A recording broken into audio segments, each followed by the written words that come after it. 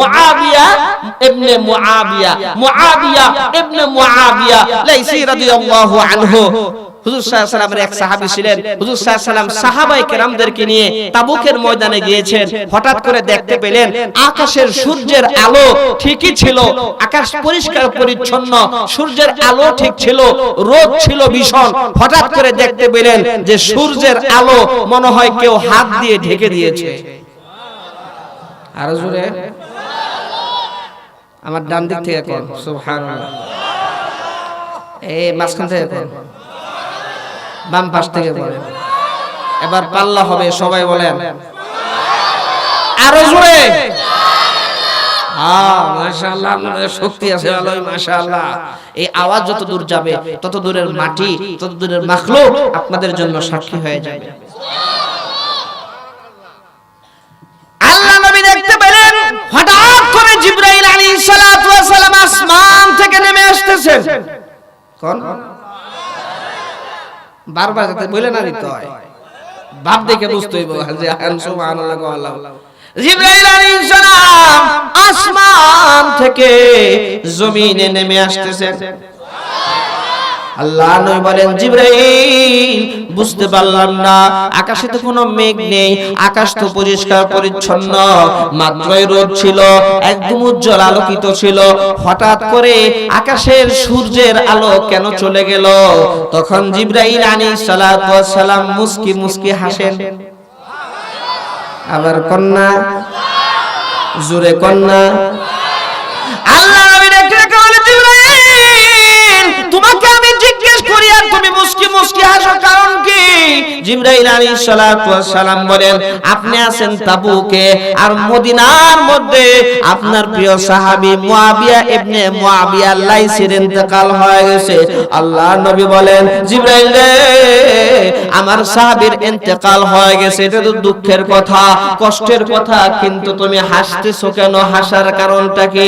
জিবরাইল আলাইহিস সালাম ডেকে ডেকে বলেন ও নবীজি, হাসার কারণ আছে, এই জন্যই হাসছি।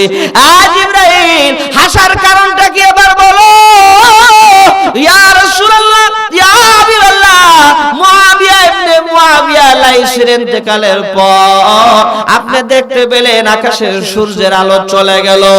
আসলে ওনার ইন্তেকালের পরে ওনার জানাজায় শরীক হওয়ার জন্য আসমান থেকে এক দুইজন ফেরেশতা না, 1000 2000 ফেরেশতা না, 70,000 ফেরেশতা আসমান থেকে নেমে আসতেছে।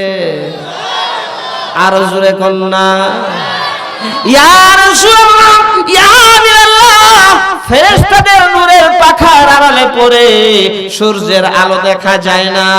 আল্লাহর নবী আশ্চর্যান্বিত হয়ে গেলেন, আমার এই সাহাবীর এত সম্মান, এত ইজ্জত, এটা আল্লাহ নবী আশ্চর্যান্বিত হয়ে গেলেন। আল্লাহ নবী বলেন এত সম্মান, এত ইজ্জত জিবরাইল, তার কারণটা কি? জিবরাইল আলাইহিস সালাতু ওয়াস সালাম বলেন ও নবীজি, আপনার এই সাহাবীর একটা আমল জবর বেশি, এই কারণে আল্লাহ রাব্বুল আলামিন 70,000 ফেরেশতা জানাজার নামাজে অংশগ্রহণের জন্য পাঠায় দিয়েছে। সেই আমল করব তো ইনশাআল্লাহ। আল্লাহ নবী ডেকে বলেন কি এত কি আমল, যে আমলের কারণে মুআবিয়ার এত সম্মান? জিবরাইল আলাইহিস সালাতু ওয়াস সালাম ডেকে ডেকে বলেন ও নবীজি, আপনার এই সাহাবী চলতে ফিরতে উঠতে বসতে, চলতে ফিরতে উঠতে বসতে সূরা ইখলাস, কুল হু আল্লাহর সূরা বেশি বেশি তেলাওয়াত করত।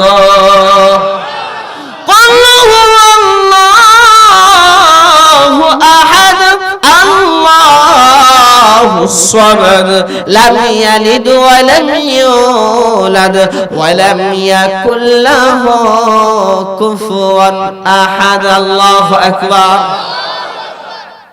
হাদিস শরীফের মধ্যে ইরশাদ হয়েছে কোন ব্যক্তি যদি প্রত্যেক নামাজের পরে সূরা ইখলাস 10 বার করে তেলাওয়াত করে, আল্লাহ নবী ডেকে ডেকে বলেন আসমানের যে জান্নাতগুলো আছে 8টা জান্নাত, 8টা জান্নাতের দরজা তার জন্য খুলে দেওয়া হয়। জান্নাতে হুরপুরীরা তার জন্য পাগল হয়ে যায়। ও আল্লাহর বান্দা, ও আমাদের স্বামী, কখন জান্নাতে আইবা আর আমাদের আদর আপ্যায়ন ভালোবাসা শুরু হয়ে যাবে। সূরা ইখলাস কোন ব্যক্তি যদি প্রত্যেক নামাজের পরে 10 বার করে তেলাওয়াত করে তার জন্য আল্লাহর তৈরি আর জান্নাত অপেক্ষা করতে থাকে।